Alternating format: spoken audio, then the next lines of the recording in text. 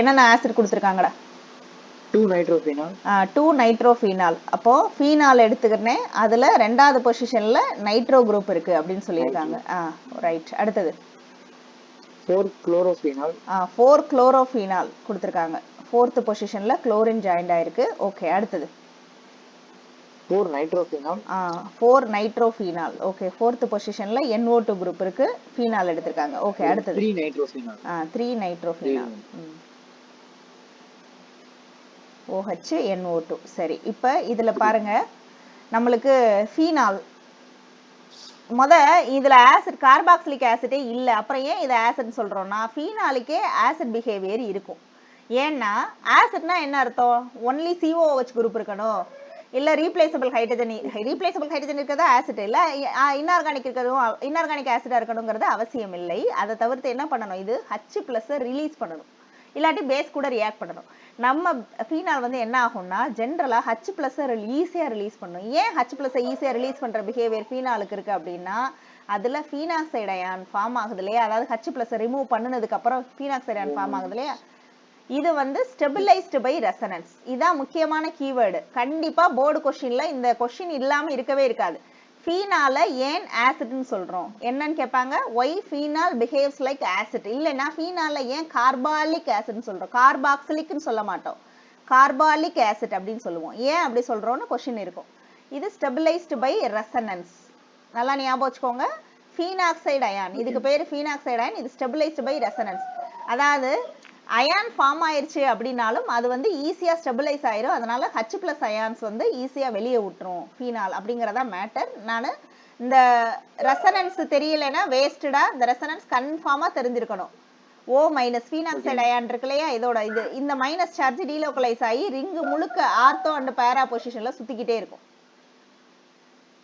Double bond ஓவா மாறிடுது. மறுபடியும் என்ன ஆகுது, இது இங்க வந்துடும், இது இந்த பக்கம் போயிடும். ஆரோ மார்க் ரொம்ப ரொம்ப முக்கியம். ஆரோ மார்க் இல்ல அப்படின்னா நீங்க சரியா பண்ணலன்னு அர்த்தம். இப்பயே ஆரோ மார்க் இல்லாம போட முடியாது. ஆரோ மார்க் எப்பயுமே போடுற பழக்கத்தை வச்சுக்கோங்க. ஸோ இப்போ ஆர்த்தோ அண்ட் பேரா பொசிஷன்ல நெகட்டிவ் சார்ஜ் ஸ்டெபிலைஸ் ஆகிறதுனால, தட் இஸ் டீலோக்கலைஸ் ஆகிறதுனால நம்மளுக்கு இந்த ஃபீனாக்சைடு அயன் மோர் ஸ்டேபிளா இருக்கு.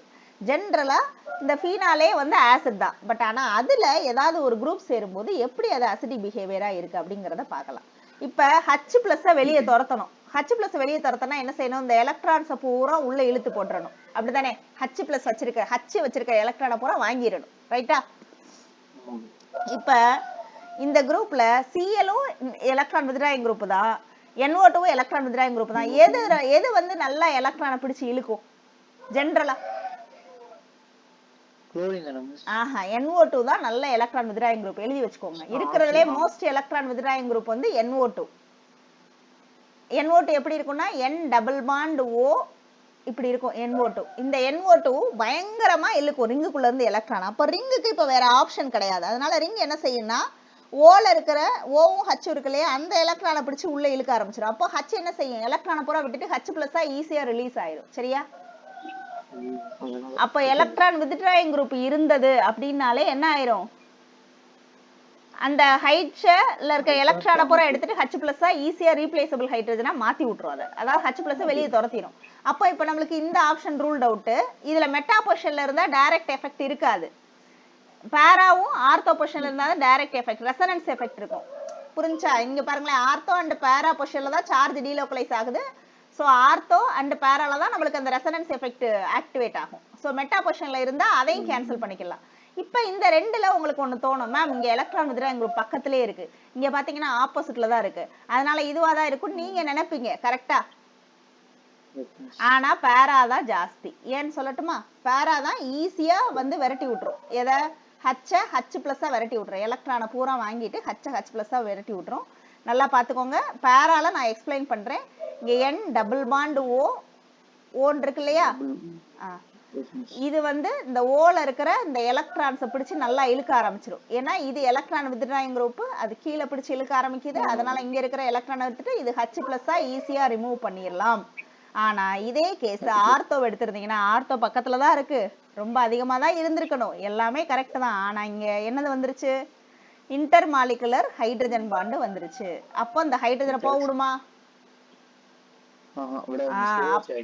ஹைட்ரஜனை OH ஆகாது. அங்க இந்த இடத்துல OH என்னது டெல் பிளஸ் டெல் மைனஸ் அப்படிங்கிற ஒரு சார்ஜால இங்க ஹைட்ரஜன் பாண்ட் வந்துரும். இதுக்கு பேர் என்னது இன்ட்ரா மாலிகுலர் ஹைட்ரஜன் பாண்ட். புரியுதாப்பா?